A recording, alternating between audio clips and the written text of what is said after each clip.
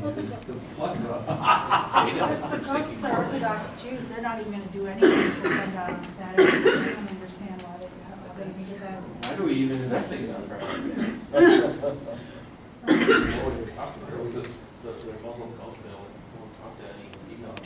I'd like to thank all of you for coming tonight to the Waukesha Public Library. All I'm going to say is please welcome the Paranormal Investigators of Milwaukee.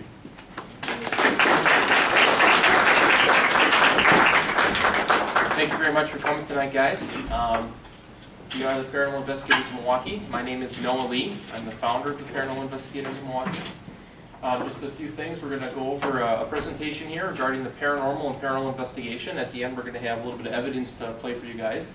I would ask if you could keep your questions to the end. This ensures that we're able to get the presentation done in a timely manner, and then we can answer questions that you might have in the time remaining at the end of the presentation. And without further ado, we'll get started. So I founded PIM in February of 2007. And we investigate claims of the paranormal using a combination of science and sentience. Sentience is essentially like mediums and psychics and things like that. We use them in a very specific way, and I'll talk about that a little bit more in the presentation. But for now, I'll just say they're not the driving force of the investigation, but they kind of add to the investigation and the information that they can provide. We also have a passion for educating the public about the paranormal and what we do as paranormal investigators. That's part of what we're doing here today at the library. We have free library events at lots of area libraries. We're based out of Milwaukee, so a lot of them are in the Milwaukee area, but we decided to branch out a little further west this time, so thanks for coming out tonight. We also have a strong aim to try and help families that are experiencing things that they don't understand, things that are scaring them or their children, and they can't live what we would deem a normal life as far as living in fear of their own home.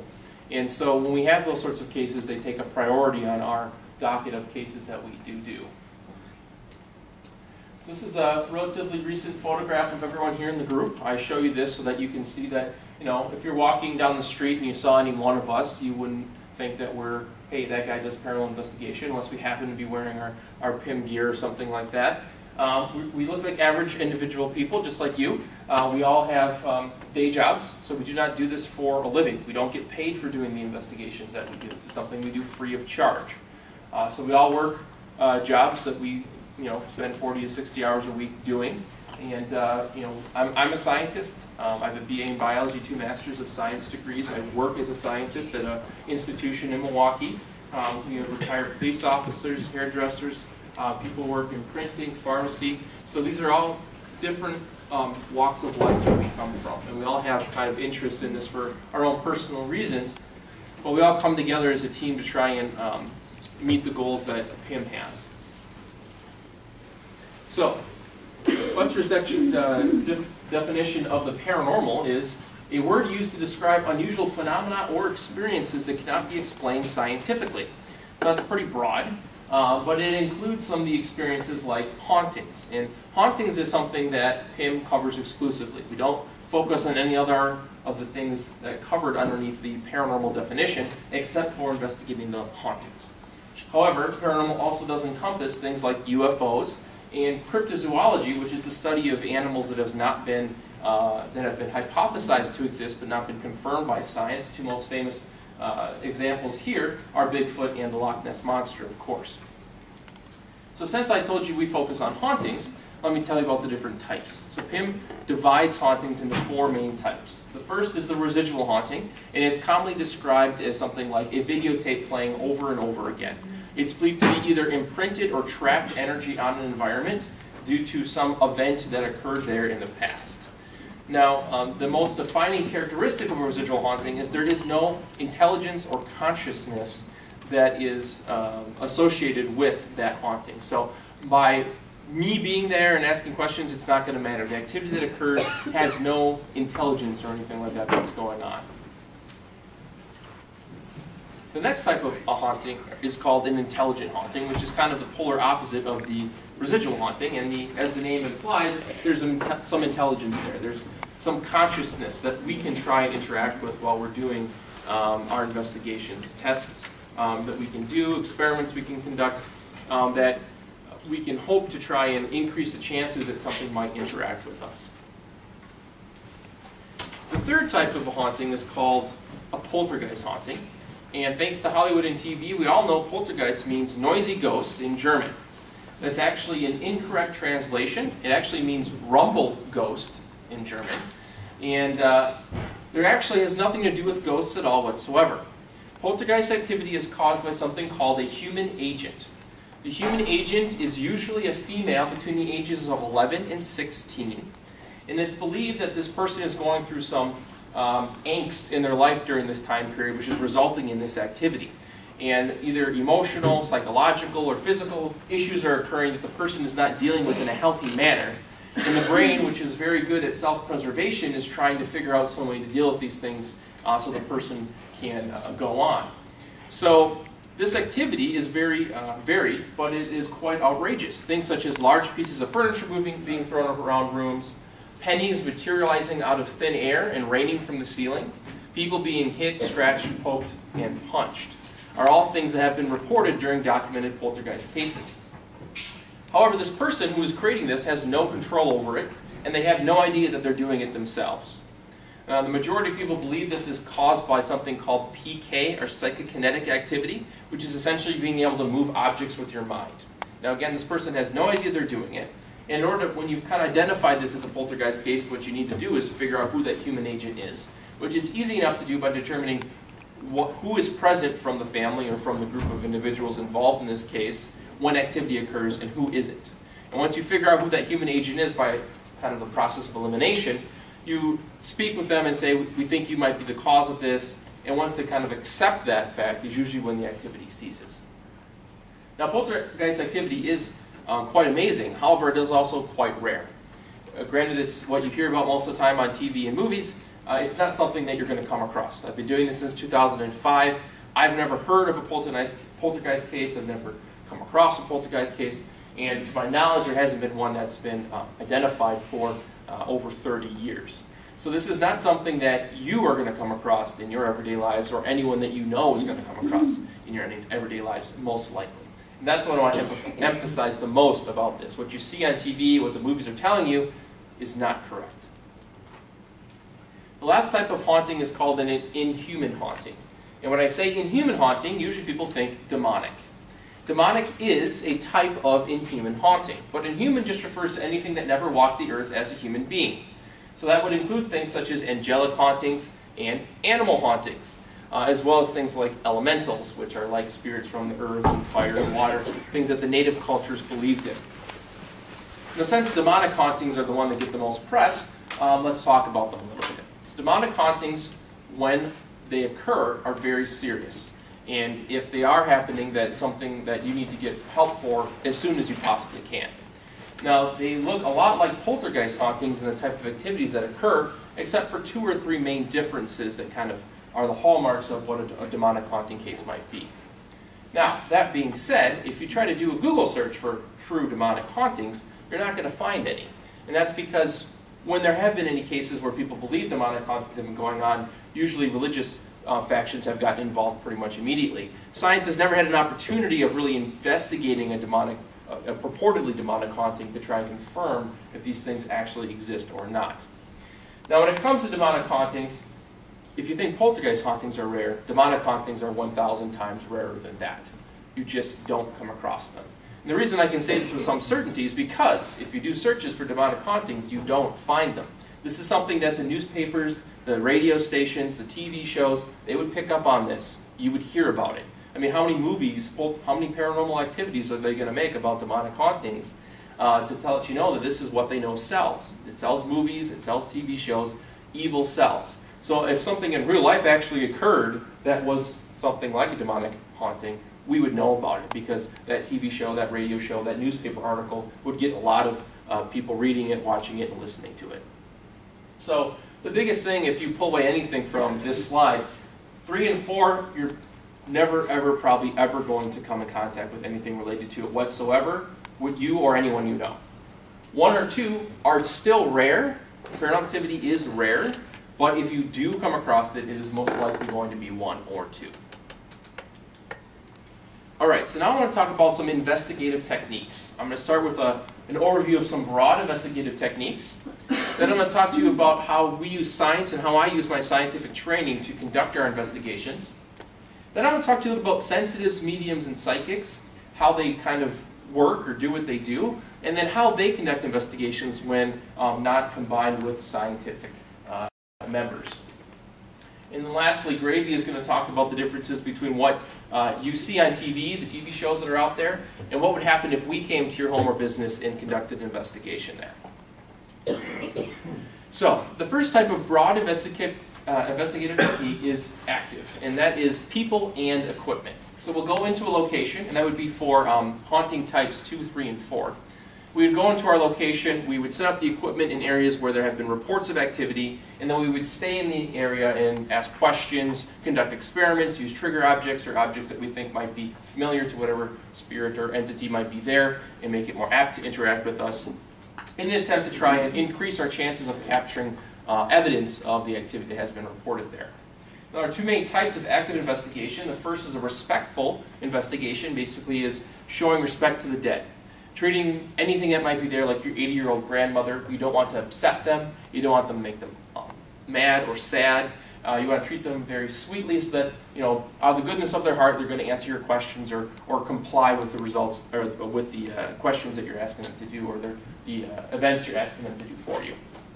The opposite of that would be a provoking method of investigating, which is basically using any means necessary. This is the method that's been most popular on shows like Ghost Adventures. So in this instance, you would, maybe use foul language, you would threaten things that you thought were precious to this person or, entity in life in an attempt to try, well, you didn't get a response when you were nice, maybe if you're mean, you'll get a response that way. And the truth of the matter is you don't really know what's going to work. What PIM does, we always start with respectful because really you can't go back from provoking once you start. You can't be like, I didn't mean to burn your doll, I'm sorry. It's kind of something that you have to start with one and then move on to the next one if the first one isn't working. That's the order that PIM will use. It depends, of course, on clients. It depends on what the case reports are there, if we're going to do provoking or not. But as a scientist, I'm trying to find answers to a question. I'm trying to help my client out in any way that I can. And so if the provoking is allowed and something that we can do, we will use it in the situations that warrant it. The other type of broad investigative technique is a passive investigation, would just be equipment. This would be used for haunting type number 1, which is the residual haunting. So again, there's no intelligence there, so we're going to set up our equipment in the areas where the activity has been reported, and then we'll remotely monitor it from either another portion of the location that doesn't have any activity, or outside of the location altogether, outside somewhere. So, how do I investigate scientifically? Well, the first thing I do is I try to set up the investigation as much like an experiment as I possibly can. And what does that mean? Well, I try to control as many variables as can be controlled at that location. So that is including things knowing how many people are at the location and where they are at all times. Trying to have pets removed from the home if possible, and if that's not possible, having them localized to one portion or room in the house so that we know if any noise coming from the area we disregard, any noise coming from other areas we don't have to worry about, well, is that the cat? I don't know. We make sure all doors and windows are closed and locked, even in the middle of the summer. We turn off air conditioning or heating systems because these are things that can cause drafts, can cause things to move, things to get knocked over. And so when something happens on the investigation, basically, we want to try to think of any normal possibility that that could cause and remove it. So that when we're on the investigation, if something happens, we can quickly determine if it is something normal or not.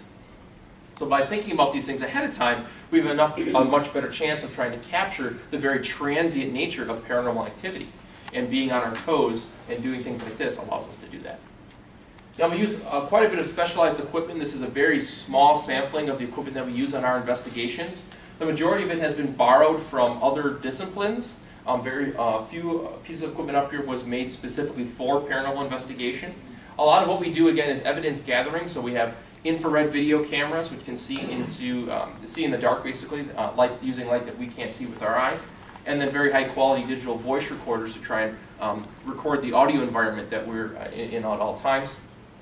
And the other main portion of equipment that we use is kind of environmental monitoring equipment. Monitoring different variables in the environment like temperature, humidity, barometric pressure, negative and positive ions, radiation. These are all things that we try to keep track of, because we don't know which things are going to be important and which things aren't. There aren't a lot of knowns in this field.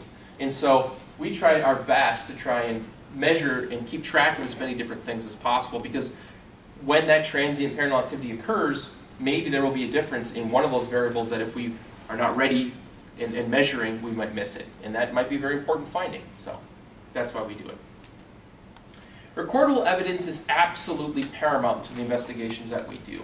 I always tell my team, paranormal experiences are great for you. But who else is going to believe you when you come out of this place and say, oh, yeah, what time, how much sleep did you have the night before? What time was it? How much caffeine are you hopped up on when you saw this thing? So if you have that personal experience captured on video and you've controlled the experiment and the investigation, how we do our investigations, it's a lot easier to answer people's questions. People who are skeptical about this and say, no, I controlled for that, I did that. You know, I only had 1 can of Mountain Dew, sir, I promise. And I know the things that I saw were legitimate. And here it is on video, and you can make your own determination of what you think this is. And so we really skew our investigations towards that end with the amount of audio and video that we use, to the point where we make ourselves uncomfortable just so we can get better evidence out of it in the end. Now, I mentioned in the beginning of the talk that we use a combination of science and sentience. And they're kind of polar opposites. You know, it's kind of like military intelligence. It doesn't make a lot of sense to use science and sentience. But it's something that we do. And the reason is as a scientist, I'm trying to find answers to a question using the scientific method. That's great. But the paranormal is not recognized by science. That's because you can't prove anything about the paranormal. So that's kind of a quandary for me. And when it comes to sentience, it's something that's also not proven by science. But it's also an information stream. Information that people have that not everyone does have. And so as someone who is a scientist who's investigating the paranormal, something that's not recognized by science, I think it would be foolish for me to completely kind of throw that whole thing out. Now, I wholeheartedly believe that there's only a very small population, percent of the population that has any sort of ability to sense this information. And being able to find someone who really can is definitely difficult enough as it is.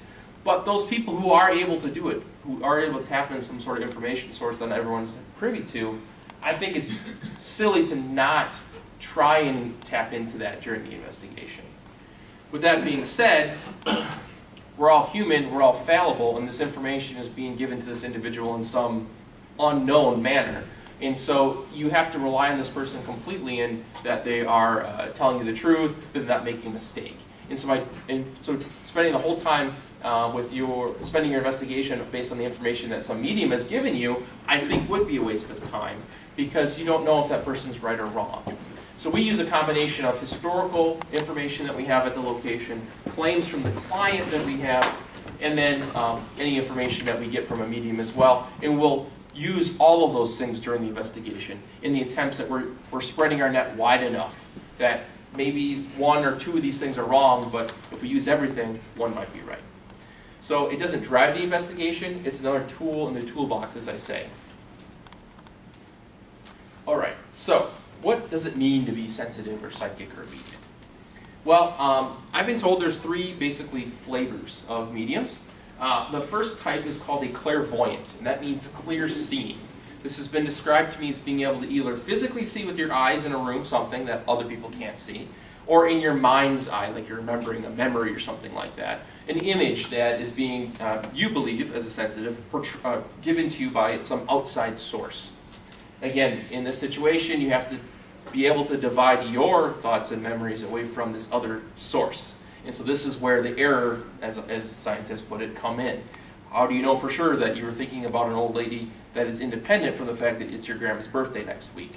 So these are things that every sensitive has to be able to make that decision. And I think it's very important to know that when some sensitive is giving you information. The next type is called clairsentient, which is clear feeling or clear knowing. This has been described to me, so I'm not a sensitive, just to clear that up. This has been described to me as either physically feeling like I felt this person was strangled, or they died of a heart attack, my chest hurts, or an emotion like I feel sad, I feel happy, I feel angry, sorts of things. The last type is clairaudient, which is clear hearing, and that's basically being able to either, again, physically hear with your ears, or yes, hear voices in your head, which they don't tell everybody about, I'm sure. Information that they believe they're getting from some other source. Now, there can be a person who's a sensitive could have a combination of these things or only one of them. It just is going to depend on the person. So there's a theory when it comes to sensitive abilities that everyone is born a sensitive. And the example that's always given is the kid with the imaginary friend. Billy is playing with Bobby, and there is no Bobby, but okay, it's a little kid, we'll let it go. As Billy gets older, we say, okay, time to get some real friends, Billy. You're 19 now, and we need to kind of move on here. And that person who maybe saw something when they were younger, when their parents are telling them there's nothing there, you listen to your parents. It's like a muscle you don't exercise, it atrophies and dies. There's some connection that's lost and they're not able to do it anymore. Maybe some people who don't listen to their parents are able to maintain that, that connection. Or, as I believe, there might be some genetics involved here. There might be people who have maybe a stronger connection than others, and even if they don't want to see something and they are truly trying not to see, feel, hear things that no one else can see, feel, or hear, they can't help it due to the genes that they were born with. I can subscribe to this too because of the examples of people who have near-death experiences or severe head trauma that occurs to them, and after they recover from these things, they report having instances of hearing, feeling, seeing things they didn't hear, feel, or see before. People who are in their 50s, 60s, they've lived the majority of their life, never had anything like this happen before. They have an accident, and then all of a sudden they do.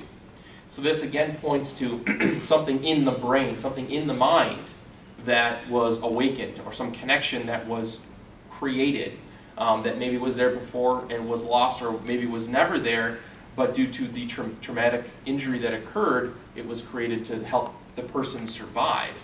And those sorts of things as a scientist make sense to me. There are portions of the brain that the scientists can't figure out what they're for. It doesn't light up no matter, if you look at it using an MRI, it doesn't light up no matter what you're doing. And so they can't figure out what it's for, and maybe there may be a small portion of the brain that is allowing you to do that. The same thing goes for PK activity, psychokinetic activity, being able to move objects with your mind. How do we do that? We don't know, but there have been very well documented cases that it can occur. So each sensitive is different, and the people in PIM are not like John Edwards, Sylvia Brown, and Miss Cleo. We're not going to get you your lucky numbers this week, tell you what your sign is or who you should be dating this month. It's not something that sensitive and PIM are involved with. The people that I'm interested in are low-key individuals who believe they might have some sort of gift, but they're not going to be very flamboyant about it. I have a concern people are very flamboyant, talk about how great a medium they are. They have something to prove at that point, and then if, again, this is something I cannot corroborate independently, I have to take their word for it. And so if you're in that situation and you've touted everyone how great you are, if sometime you're not getting anything, maybe you're going to make something up so that you can maintain that possibility of how great you are. So when I have people come into PIM who say they're sensitive, they're definitely not of this ilk. All right, so if a group came into your home or business and they were going to do an investigation and they didn't use any science at all, and they were all mediums, this is the sort of equipment that they would use. They would use pendulums, they would use dowsing rods, and they would use Ouija boards. So pendulums are usually made of some sort of crystal, quartz, or amethyst, or two of the more prevalent forms. It usually looks like this. It can be slightly different shaped, but basically the medium will hold it, ask yes or no questions for the most part, and it will spin either clockwise or counterclockwise to answer those questions. Dowsing rods are bent pieces of metal, commonly made out of copper, but they can be made of almost anything, any ferrous metal anyways. And they are basically held by an individual, and they ask questions, ask them to cross or uncross the dowsing rods or point in certain directions to answer questions. And then the Ouija board, everyone knows how to use that. You dump the oil on it, set it on fire, sacrifice the rabbit, and then... You guys haven't been using it that way? Well, that's why it doesn't work. Yeah, so you guys know how those work. So the biggest thing here with investigating with only mediums is they're basically relying entirely on their gifts, with a little bit of help maybe from, or confirmation, if you will, using these tools up here. The majority of the information they're gathering is from what was being portrayed to them or given to them from this outside energy source, and there's no recordable evidence. They're not there to really gather evidence. They're there to basically tell the client what their feelings are and what they think is there.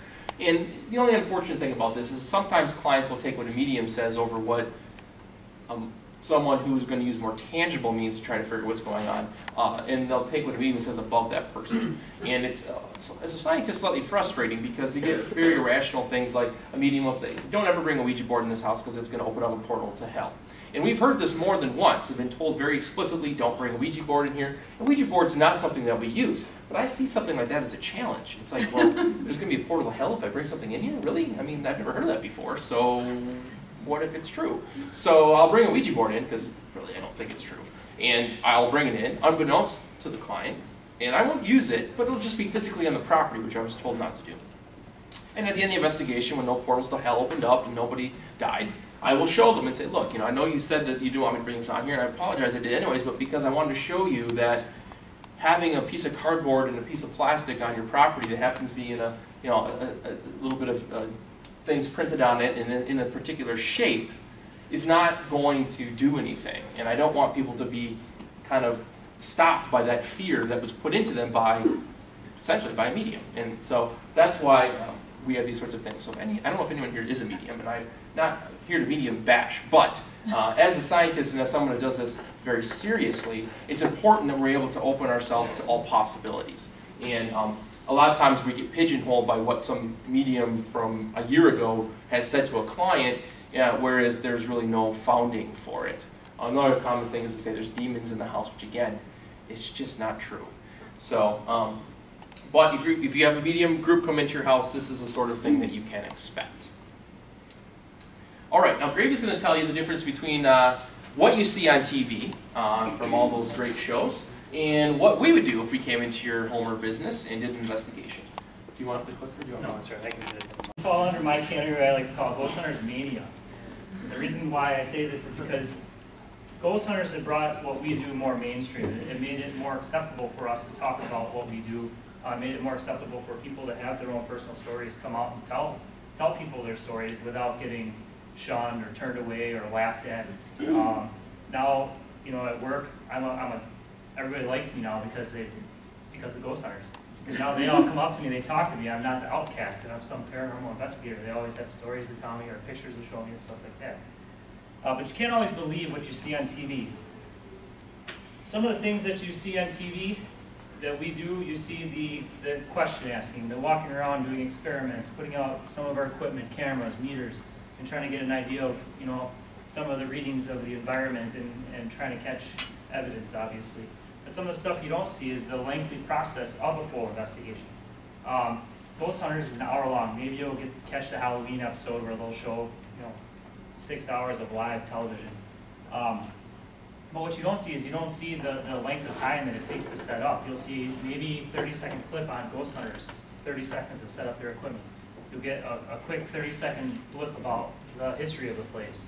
And then they'll show you all the fun stuff, the walking around asking questions and the excitement knocks that are responding to them, or the meters lighting up and stuff like that. For us, that doesn't happen. It doesn't happen that often. And to think about it, we have families. I have 2 boys. For us to get away from our family for one night is hard enough. Ghost Hunters, they're there for anywhere between, they're almost there for 2 weeks. So they have a lot more time to capture evidence. They have a lot more time to spend away from the families. We don't. We don't because we don't have sponsorships.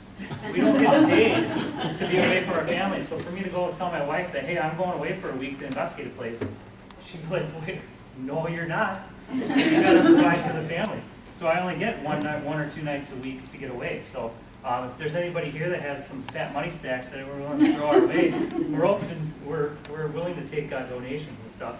Or if anybody knows any energy drink sponsors, we got a lot of real estate on our back. I mean, you could put some kind of advertisement on there. The other thing that a lot of people don't get is when you watch Ghost Hunters, they have that little part where everyone's sitting at their tables, they got headphones on, they're going over their investigations. That's about, what, 1 minute long, unless they actually have something that they get to play over and over and over again. Well, this is like Noah said, this is just a sample of our equipment. Some of us have 4 or 5 pieces of equipment that we'll put out. You multiply that by the amount of hours that we're at a location, anywhere between 6 to 8 in a single night. About a one if you do 2 nights. Multiply all those pieces of equipment by those amount of hours. You add that up. That's how much time I have to spend away from my wife and kids going over that evidence.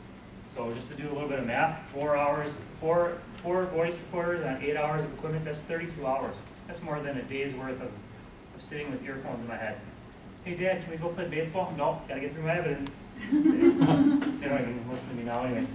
And on top of that, evidence is really boring. We go to so many investigations where we spend all this time, and then we go through the evidence review, and then we get nothing. Talk about breaking your heart. There's a lot out there that we don't catch. It's impossible. It's so, the paranormal, any kind of activity is so rare for us, and we're doing this, 35 weekends out of the year. So you would think we'd get something, but it's really rare. So to spend all this time going through evidence, and then you do finally get that one clip, and it's like you finally feel great. It's awesome. I'm totally pumped. I can't wait to get out there again. And then it's another 6 months of total drought with no evidence. So, speaking of evidence, we're going to move on to some other stuff. Yeah, so there's 3 main types of evidence you guys probably come across, whether it's searching online or if you go on any websites or what you see on TV. The first is photographic, the second is audio, and the third is video. So here's some lovely photographic evidence here that we've got for you. This is an ectoplasmic mist, okay?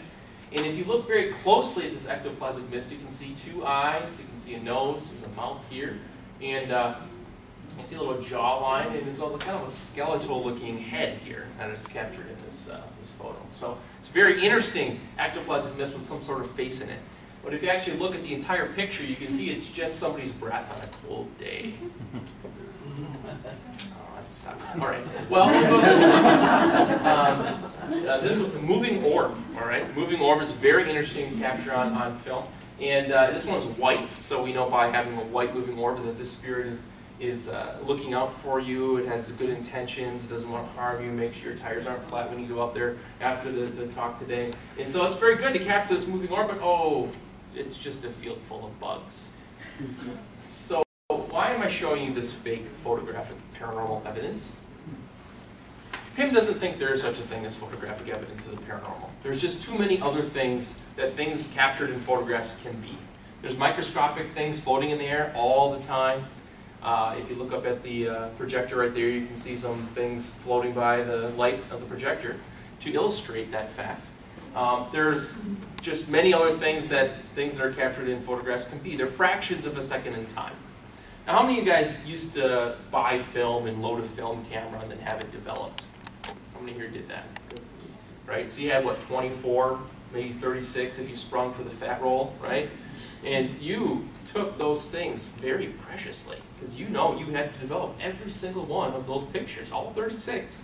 No matter if your kid got a hold of the camera and took a bunch of pictures of his nose, it doesn't matter. You're getting those nose pictures along with those lovely pictures you took of your cousin's wedding.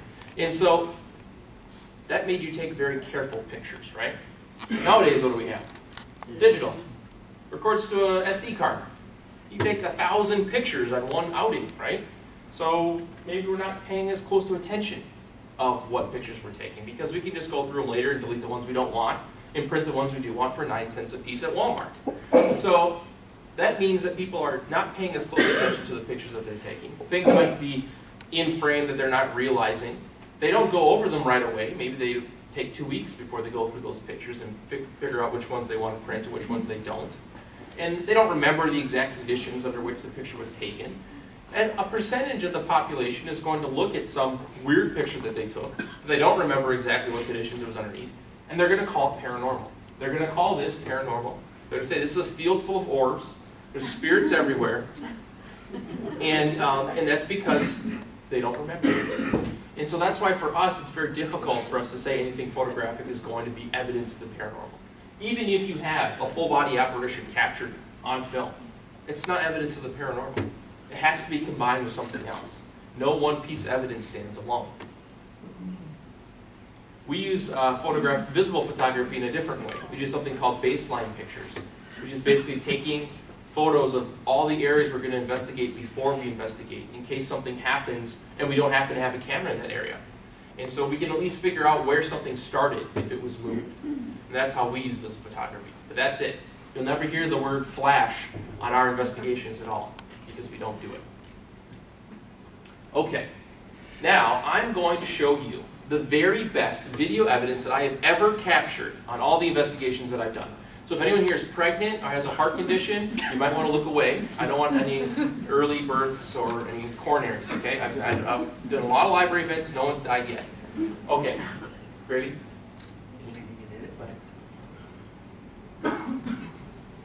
That's great, great. I'll tell you where to look, so don't worry. Except for those who are looking away, of course. Right in this area here. I'm the videographer, so please be kind.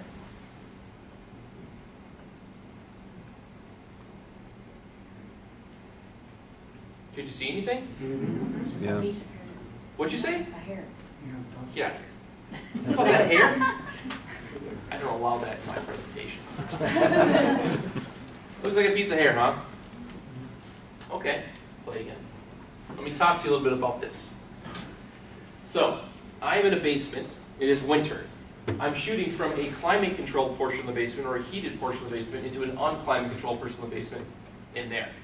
The set of feet you saw at the end of this clip was one of the sensitives who used to be in my group. I was filming because he thought, there it was again, he thought he felt a swirling energy mass in the doorway of this basement. And he usually can figure out at least if it's male or female. So I'm like, oh, whatever, I'll go over there, I'll video record, who knows. So I'm looking through the LCD screen, I see this happen. I see the thing go through the frame plate again. And I capture it. That's an EMF meter. I had an EMF spike after I captured this. So, again, I'm in climate control. This is not climate controlled. I have a cold breeze blowing in my face the entire time that I'm shooting this. So, this looks like a piece of hair, right? If it was a piece of hair and it was falling from the ceiling, as soon as it cleared this door frame with that cold breeze blowing in my face, it should have blown towards me. And it should have came out of the focal length of the camera, meaning I shouldn't be able to see it anymore. But yet it travels a full 3 seconds across almost the entire width of that door frame before it disappears. So what is this? I have an EMF spike, I have a sensitive saying there's something there, they're sensing something, they don't know what. I have a cold air blowing at me, so if this was a piece of hair, it should be blowing right at me, I shouldn't be able to see it anymore. So what is it? Is evidence of the paranormal? What do you guys think? By the definition paranormal, yes. By the definition paranormal? Yes? That's a good answer. That's a good answer. I can buy that. So I can't explain this video. I don't know physically how it occurred. I know a lot of things about the physics of this environment, and you guys have to take my word on it. But at the end of the day, it looks like a piece of hair. And I'm not going to stand up here and tell you that that piece of hair is a ghost, or evidence of the afterlife, or anything like that. Because I don't believe that. What I'm showing you this for is 2 reasons. First, education. I just educated you about a lot of stuff that happens on paranormal investigations and all the different parameters that you need to keep track of, so I can explain these things to you after the fact. This was taken years ago. But 2, video evidence of the paranormal is extraordinarily hard to come by.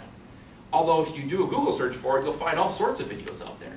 So what I'm going to tell you is, those are probably not actually videos of evidence of the paranormal. It's probably either things that are mistaken or things that are faked. Those are the 2 main categories. I've done this a lot, again, since 2005, and it's not for lack of trying that this is the best evidence that I've gotten. We put out minimum 4 cameras per investigation that we do, and we let them run all night long.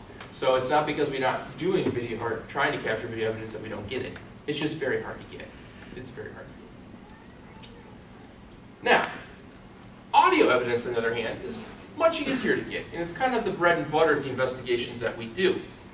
So what we have for you is a sampling of some of the EVPs, electronic voice phenomena, that we have captured on some of the investigations that we've done. What we're going to do is we're going to play it for you, let you listen to it, and see if any of you guys can pick out where you think the EVP is. If someone gets it right, we'll let you know, we'll move on to the next one. If no one gets it, I'll play it again, and I'll tell you where to listen within the recording, where we think the EVP is at, and then see if anyone can make it out. If they do, we'll move on. If not, we'll play it one last time. Let you guys listen to it. If you get it, then we'll let you know. If not, we'll let you know what we think it says, and then we'll move on. Okay? So Gravy, why don't you play the first one?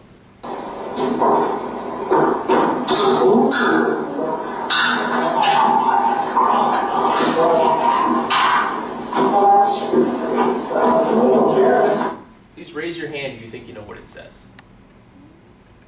Yes? What's that? You heard get out? No, it's not that. Anyone else? Don't be shy. We won't laugh that hard at your answer. No other guesses? All right, so there's 3 pops, then a loud whisper, then a 4th pop. Between 3 and 4 is where you're listening, okay?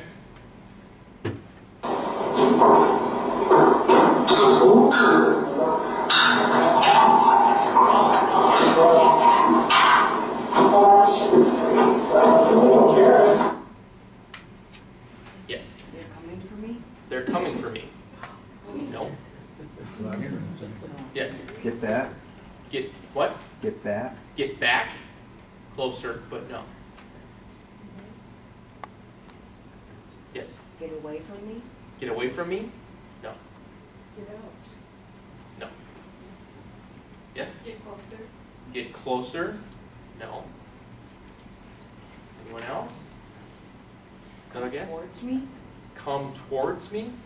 No. All right, I'll play one more time. Oh, wow. I don't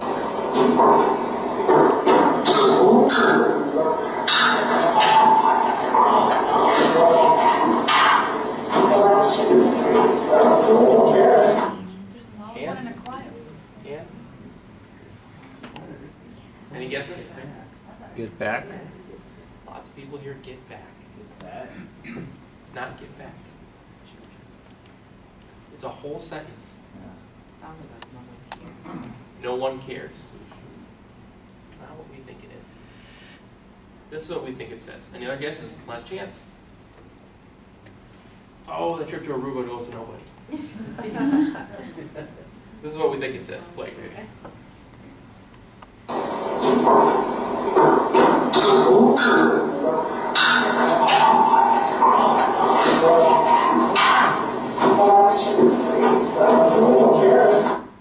Did you guys hear it that time? Yeah. Should have started with that, huh? Class A, what the heck does that mean? EVPs are categorized into different classes based on how easy they are to make out, how many words you can make out, things like that. There's no independent classification agency that does this for us. We have identified this as a Class A EVP, full disclosure. I listened to this 3 times and I picked this out. Granted, I didn't have headphones, which will probably be handy for you guys, but it's really expensive to have 50 pairs of headphones to get out. So this is what we think it says. Now, interestingly enough, this was captured at 3 o'clock in the afternoon at an old farmhouse in Shannon, Illinois. Myself, a male investigator, and a female investigator were the only people in the house doing the investigation at this time. The female investigator was pulling down the ladder to the attic. That's what's the popping that you hear, spring-loaded attic ladder. And this was captured on her voice recorder as she climbed up that ladder into the attic. You hear myself and the other male investigator talking in just off a room to the side of where this attic ladder is, gathering equipment, preparing to do the investigation. So we have a seemingly intelligent comment upon a situation that is occurring, which we thought was really interesting. Say it one more time. Anyone want to hear it again? Sure. Sure.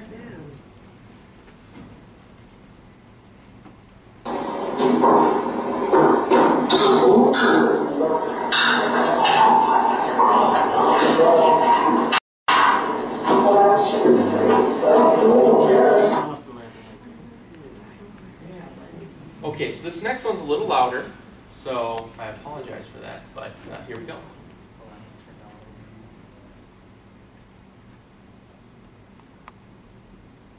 She didn't understand why we didn't come back here at all.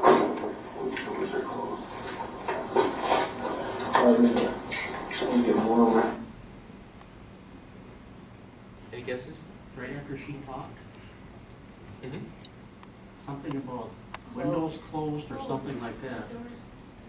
What? It's close. Play it again. She didn't understand why we didn't come back here at all. So again, we consider this to be a Class A. You guys picked it out pretty quickly yourselves. Again, this is an intelligent comment upon the situation that's occurring. We're not investigating. We're doing a walkthrough at this point. I was in the basement. In the video I showed you guys the unclimate controlled portion of the basement. That's where we were. This building used to be split into 3 different businesses, and the basement was split into 3 different basements, and it was separated by a set of double doors.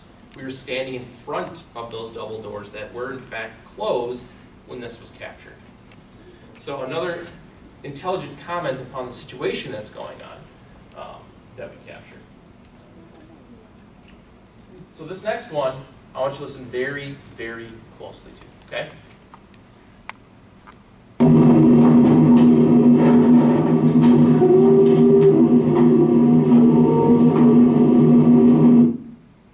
You guys hear anything? Sound like humming. You guys didn't hear that voice that said, "I'm going to kill you." Play it again. I'm just kidding. It is a female or child singing. Never hears down. Play it again.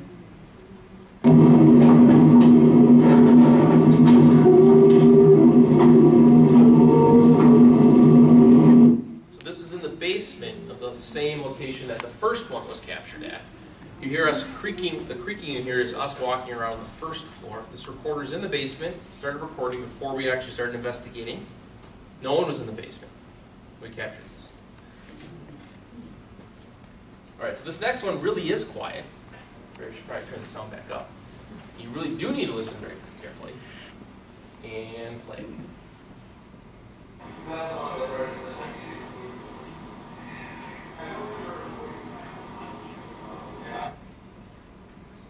Guesses? Get out of here. It's correct. Play it again. So you hear some voices that are kind of further away sounding, and then you hear kind of this whisper.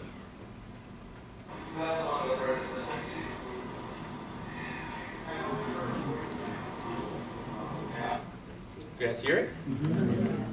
So this is the recorder was in the basement, just off to the right of the staircase. We were actually taking a break from investigating at this point. We were up the top of the stairs in a room to the left of the staircase.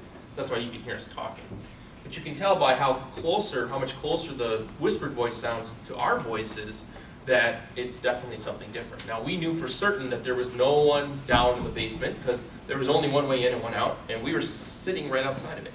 So there's no way that there was going to be anyone sneaking down there whispering into our recorders. And everyone who was in the building was in that one room. The most interesting thing about this, it was a business.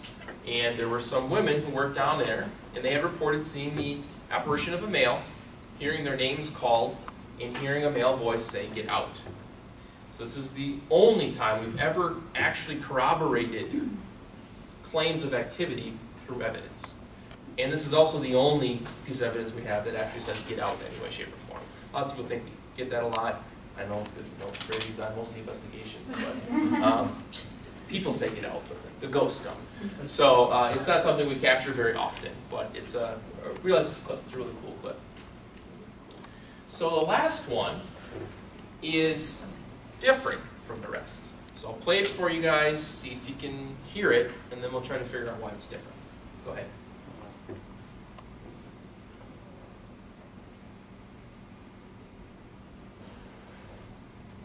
It's your investigation, you know. I do it with Mikey. For leaders of group, he laughed a little bit. Turn it up. Did you hear that laugh? Here else. Did you guys hear anything? Yes, You heard a laugh? Where? like right when you, after you said Mikey. What's different about this than the other ones? It's not saying words, but it's not like different pitches. So it's true, it's not saying words, but there's something more kind of fundamental. Yes? You actually heard it. That's right. We heard it with our ears, as opposed to the electronic voice phenomena, which are not found until after we review our evidence, after the fact. So this was heard by an investigator at the time that it was recorded. We were able to determine it was not caused by anyone who was living. And that makes it a disembodied female laugh, or disembodied voice, which is defined as a voice that comes from not a human being, but is a human voice. The electronic voice phenomenon, the defining characteristic of that is it was electronic, captured at the time of the recording, not heard by the investigators. So those are the two main differences. You guys did really well. And that's all I have for you guys. So now we can open it up for questions. And we can talk about anything we talked about here, or any other questions you might have. We have some time that we're able to do that for. Go ahead. On the last one, was that a response, you think, to something you guys were talking about at that time? You know, it's impossible to know. It could be. Maybe they really think the name Mikey is funny. I don't know exactly. I mean, it's impossible to. There was no further, information on that. So, but who knows? Yeah. Is it more common to get electronic voice phenomenons or like phenomenons that you hear? Now, that is a very good question. And the fact is, it's more common for people to report electronic voice phenomena. But recently, it's been brought to my attention that might just be incorrect, and it might have everything to do with our hearing. So, as we get older, our hearing gets worse. And so, we don't have kids on our investigations a lot of times, mainly because it's past their bedtime. But also, it's a lot of times hard to control kids, and kids would have the best hearing. So there's a theory right now that's kind of floating around that a lot of the EVPs that are being characterized as EVPs might actually not be EVPs. Might be disembodied voices that we just can't hear because they're on the higher or lower ends of the range of normal hearing that we've lost as we've gotten older. And depending on how much death metal you listened to when you were a kid, or how close you were to the TV set when your mom told you not to, or if you worked in a really loud factory for 20 years, it's going to depend on how much your hearing has decreased in that time frame. And so there are instances on investigations, I can think on several, ones that we just last weekend, where one person in our group will hear something and the other people won't. And it doesn't necessarily mean that one person's crazy. A lot of times it is gravy who hears those answers. It could be, it's just crazy. But it also could be that maybe his hearing is better. And so something that I'm thinking about doing is actually giving all of us a hearing test to figure out what our range is right now, and then every year do it again to figure out how much we've shrunk. So normal range of hearing is between 15 hertz and 20,000 hertz. That's a normal range of hearing. When you're born, that's what you got for the most part. And then basically from day one, that shrinks. It shrinks slowly at first, and then faster and faster the older that you get. So by knowing that information, it might actually give us some info about, is it disembodied voice or is it EVPs that we're getting? Now we can check this electronically. You can figure out using software, if you did capture an EVP, what frequency it was at. So you can then figure out, okay, is that in the normal range of hearing? And is it in my normal range of hearing or in our normal range of hearing? And then we can determine that way if it isn't, was it actually a disembodied voice we just didn't hear? Yes? Why does it seem like most people hear laughs more than they hear actual words right when they're hearing it? Well, outside of PIM, I think it's because they don't do a good job of controlling their environment and making sure they're cross-checking their audio, because it's probably them laughing. We haven't captured very many laughs as far as audio goes. That's actually the only one I can think of right now off the top of my head. That's a main issue. Audio is easy to capture, and so if you have 3 recorders and you got them spread across a huge building, you can't cross-check your information. So if you capture something on one recorder, that's all you have to go off of. So you need to make a decision, is this paranormal or not? We have a lot of recorders and a lot of video cameras, so we can cross-check our stuff. We always have at least 2 pieces of equipment in any one area. So if one thing happens, we can at least cross-check it off another device to see if it was us that was causing it. We also use something called control recorders, which are recorders we actually strap to our bodies. And this is the first things we turn on, the last things we turn off on an investigation. And this is, again, to control for ourselves, to make sure that we're not, again, we do get overtired, we do have copious amounts of caffeine, we do take breaks and make weird noises and funny faces and things like that, and goof around at times, and we're not paying as close attention as to when you're actually investigating. But our equipment is still all running, and so we can capture that stuff, and maybe 3 floors up, that funny voice that I made sounds like a whisper or something paranormal on that recorder. By having the control, I can always cross-check it. And that's how and we've weeded many things out by doing that. Yes? Do you have to have like a special voice recorder? You don't have to have a special voice recorder. Those are Zoom H1s. They're a very high quality recorder. The thing on top are just microphones. Microphones and recorders are usually encased in the plastic and you can't see them. But we use these because they record in WAV, which is an uncompressed file format, which allows for the best reproduction of the audio environment when you're recording.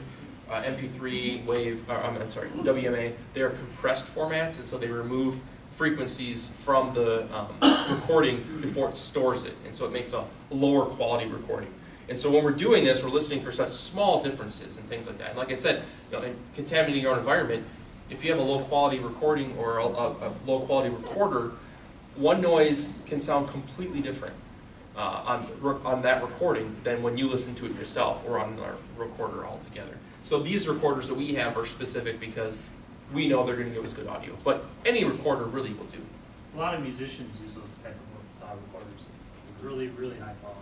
Yeah, I have actually my pocket here of viewing evidence today at work. And so this is one that they use. It actually has 5 separate microphones in it. So you can record 5-channel audio with it. Any other questions? Yes? There are a lot of cable television shows now that are dedicated to the paranormal.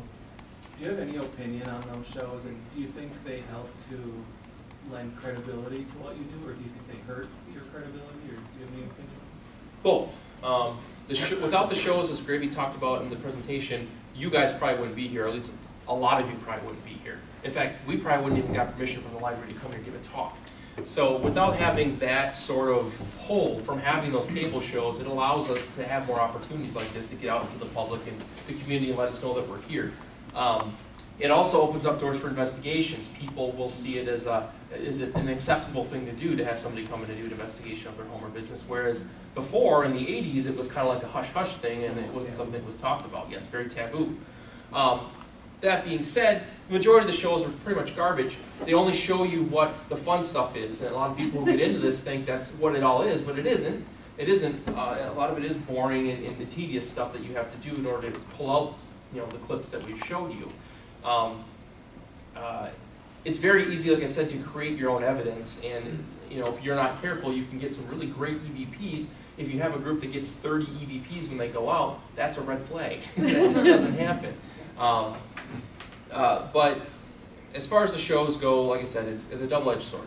So they do some good things for us, but they also have some things that we have to fight against. And people use those shows as kind of a how-to guide to do investigations. And sometimes, well, you're not doing it like Ghost Hunter's doing. I was like, yeah, that's because they cut out 95% of what they do on investigations. That's why you're not seeing that. And it's a lot different going into this huge place with a film crew following you than what we do. I mean, we're in somebody's house, trying to find out whatever's causing the phenomena that they're experiencing, and they're scared sometimes, and hoping the house isn't haunted. Whereas those people, they're ghost hunting. You know what I mean? They're at a place with however many documented cases of people saw this or whatever, and they're I guess looking to prove versus a lot of times we're looking to debunk. And they're looking entertaining too. Right. I believe Ghost Hunters is doing their best to debunk and gather evidence of the paranormal, but they don't have control over editing. So it gets put in the music and all that stuff they put in. If you watch the first season of Ghost Hunters, it's way better than the other one because they don't have any of that crap because it was low budget. So they don't have any special effects and music and stuff like that. It's probably the best presentation on TV of how an actual investigation occurs. Is the first season of Ghost Hunters on Netflix it or something, if you haven't seen it. Yeah? What's your best story about helping somebody? I mean, you do this and, The best story I could probably think of, there was a private residence in West Dallas. They were having things happen. Things were being thrown and thrown and broken against walls. And so we came into the location. We figured out that there was something called a fear cage that was occurring in 2 locations in the house, and that's caused by electromagnetic fields, high electromagnetic fields that are basically in kind of a, if you're in a room, it kind of traps you in that room. It doesn't physically trap you, but it's creating kind of a wall of high EMF. that you have to either exist in or go through in order to get to another portion of the house. This can affect people, especially if it's in your bedroom where you're sleeping, which is what the case that was going on. We suggested to these people that they should try and kind of talk to nothing being there. Sometimes things just want attention. We always say, well, if you were sitting in a chair and I was having a conversation over here and you're trying to get my attention, I'm ignoring you because I can't see or hear you because you're a ghost.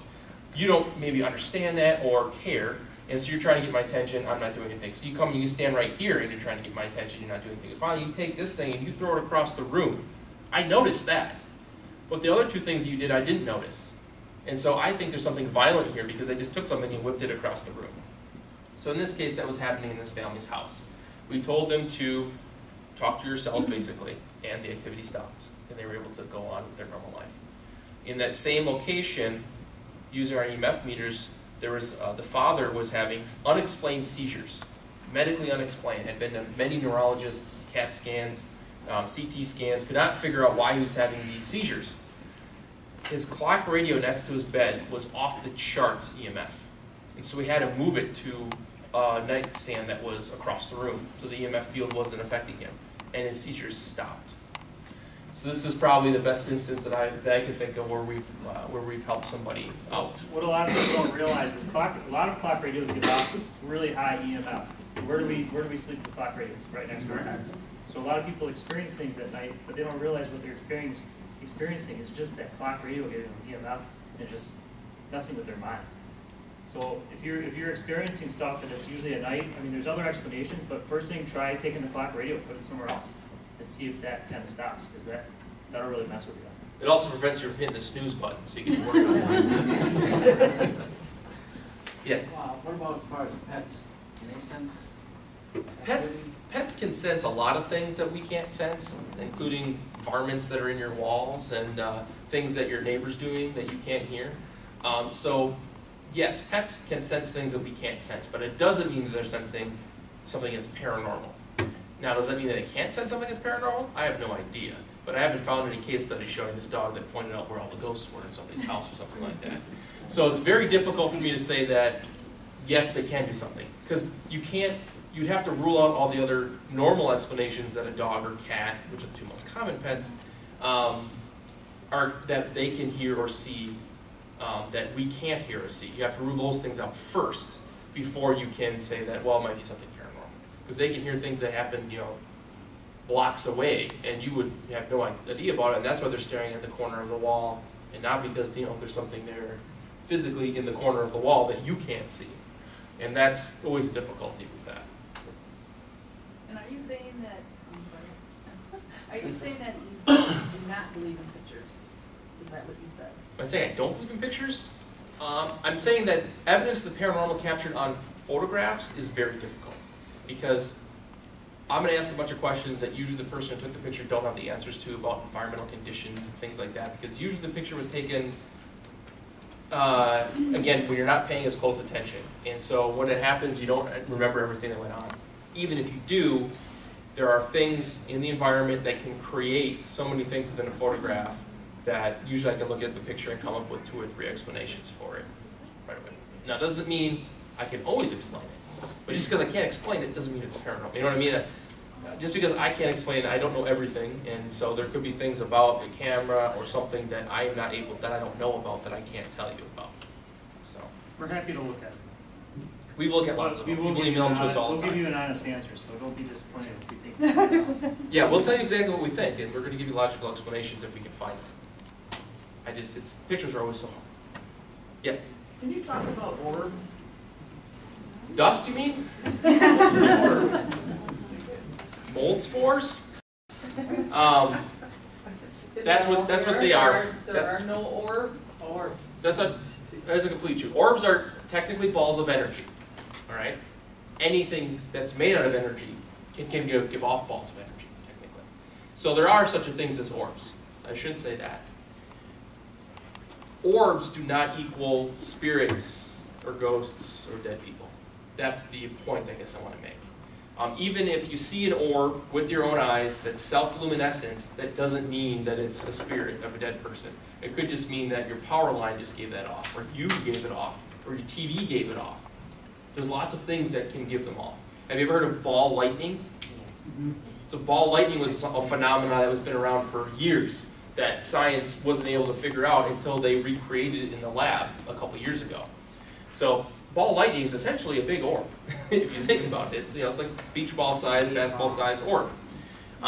So there are normal explanations for what orbs might be. Orbs generally are captured in photography, and that's using a flash to illuminate your environment, and that's usually picking up microscopic particles that you can't see with your eye, but it's reflecting the light back to the lens of the camera.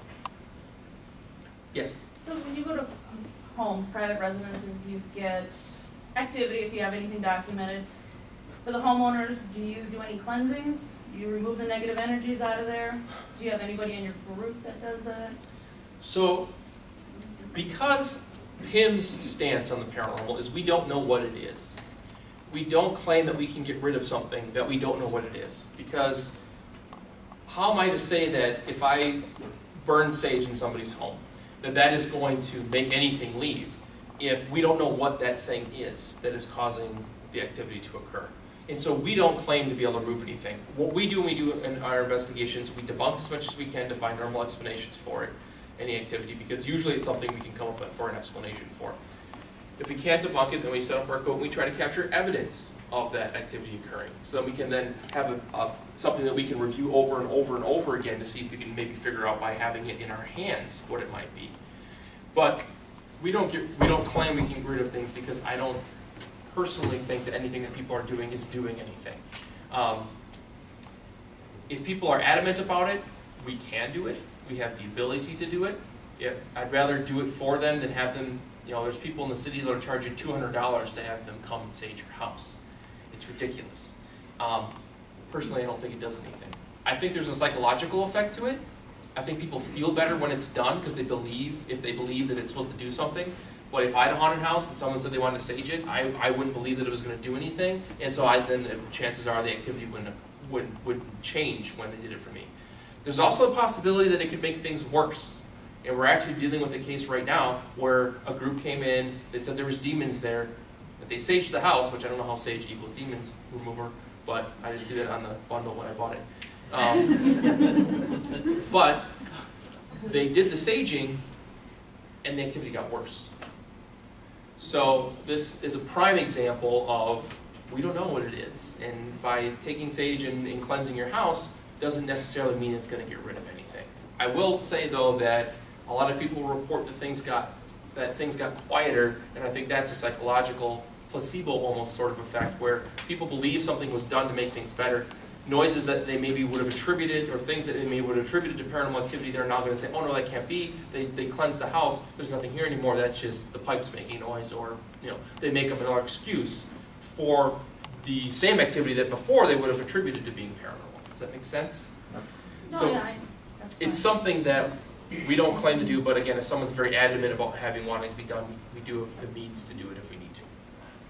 So what do you do if somebody calls you and they're freaked out, oh, please come investigate our house, we have ghosts, and then you go and find something, oh yeah, here's your evidence, and then is that the end of it? I mean, does it It's never the end of it. We're always there to, we try our best to counsel them on ways to try and be able to deal with the activity depending on what it is. For instance, talking to it, maybe it'll stop doing things if you acknowledge that it's there. And we're always there to answer questions and as things come up. But, I can't go into someone's house and say, I'm going to get rid of this thing because it's just a lie. I have no way of proving that I can do anything. So I can use my experience doing this to try and things that I know have worked in the past in a counseling manner. But this physically, I don't believe there's anything I can do to get rid of it. What about the mediums that you work with? They don't have any way to get rid of it either. People who say they can cross spirits over, I'm a little bit iffy on that. And what do they say? The mediums, I mean. About cleansing it or? Depends on the medium. The mediums in our group don't think that it has any effect. Yes? Have you yourself or anybody else in the group been touched or spooked at a location more than any other place? By a wild animal or by No, by something that you couldn't explain. Has anybody been touched or it's. I've had my butt grabbed once, but I think it was Jan. The answer to that question is, we don't know. Some people have had experiences where they think something happened to them, but when you interview them and go over it again and again, at the end, they're not really sure what happened. We've never had anything concrete, but there was 100% somebody grabbed me by the shoulder. It's always been like, I kind of felt like somebody was doing this, or that somebody, touched my hair, or somebody did this or that, the other thing. It's never been very evident. Somebody just punched me in my face, and it wasn't gravy. And if something like that does happen, we'll document it, say at such and such time, I felt my hand get brushed by something, and then we'll ask questions to see if we do get a response, say on a voice recorder saying, hey, was that you that touched me? You get us, yeah, that was me, Then we can have something to collaborate, I was touched by something. So. Yeah. We're always very skeptical about things like that, because our bodies are so fallible, and especially when you're putting yourself in a kind of a weird environment, being in the dark and at night. It could be cold or really hot, so it's difficult. Yes? The same question a little differently.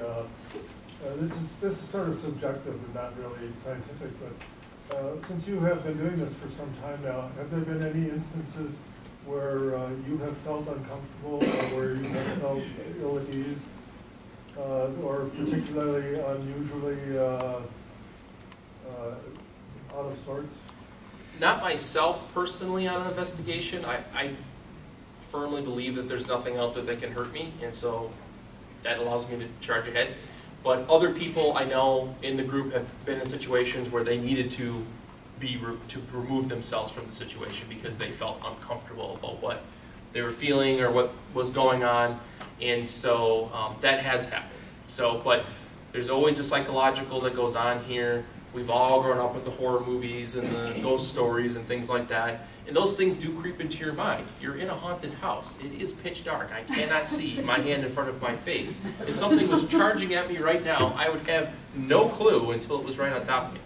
So these are all things we have to fight against, and these are all things that we deal with in certain situations. And I do believe that sometimes they may get the better of us. But the point is that you go back and you try to see, well, what was it was freaking me out so much? And can I figure out if there was actually something there, or was it all in my head? Yes? Your opinion only, kind of following that, on hauntings, if there is one, what would you say is the percentage, how high of a percentage do you think are just like the residual or the intelligent and nothing to worry about with these? 99.9999999%. That's how much. I read up quite a bit, and that's what most people say. Most of the people that are in this business say you have nothing to worry about. Yeah. If there was anything to worry about, the presence would have let you know a long time ago. Yeah, it's generally when it's something to worry about, it's not going to be subtle, right? It's not going to be something subtle. It's going to be something very, very in your face and unmistakable. What do you see more of, the residual or the intelligent? Residual. Yes? What, is it just the scientific part of it that you enjoy the most, or what got you started, maybe some of your teammates? These guys are all mute. I want to know why the big guy here got into ghost hunting. I got into ghost hunting because it's something that fascinated me when I was a kid, and when I got into science and got my degrees and saw people who were doing this didn't have any scientific background, and wanting to bring that validity to the table if I could, as much as I could. So the science and trying to find out what the answer to the question of what is it is why I do it. And helping people too, obviously, and trying to get people's minds at ease. Doing things like this, I like doing. I love the education portion of it as well. John? You have to use your sign language. Go. I've always been interested in paranormal stuff ever since I was in high school many years ago, and I believe that there's unexplained things that happen out there. I don't know what it is, and this is an opportunity to, boy, I'm extremely skeptical when I hear stories and see photographs and videos. Unless I see it personally, or if one of my team members got it on picture or video and I know that it's not fake, I quite honestly just don't believe it. It's something I need to experience firsthand, and when I came across Pim on I was actually looking for haunted houses in the area to make my wife just go for fun, and I stumbled across Pim's website, and I thought, this is awesome. I never thought to look for a group. I didn't realize that there were groups out that did this as an amateur hobby. And I liked how professional and scientific methods were that Pim used, and it's an opportunity for me to, you know, you hope one day you come across something in your mind, it's like, this is 100% proof in my mind that this is real, or you get an idea of what it is. So you haven't had the experience yet? Not yet. Jay? I guess, I don't know, I'm not really concerned about what happens after I die. I know a lot of people think that that's kind of what you're looking for. I'm kind of more into the whole parallel universe theory. And also, my background's in anthropology, and I kind of think of this as, because anthropology is a study of monkeys, apes, and humans. And it's just kind of almost another level of that. It's almost like a different level of cultural anthropology. Great. Never mind. I got into it basically to debunk stuff. I felt like there really isn't anything out there. I mean, I believe in energy and all that stuff, but I don't feel like we're investigating spirits of dead people or stuff like that. So I'm out there to find answers. I'm optimistic that that's maybe what is out there, but I'm a big fan of the debunking and trying to come up with reasonable answers, and then helping people. Because a lot of people don't, you know, they have an event happen to them that's so horrific that they start snowballing everything else that happens, and it just gets worse and worse. And it could be as simple as, you know, forgetting to put their keys in the same spot, and they put it somewhere else, and then they claim they were moved there. So, you know, to be able to go in and just kind of ease people's minds about this stuff is really what I really enjoy doing. So. Oh goodness. Questions? You, Matt.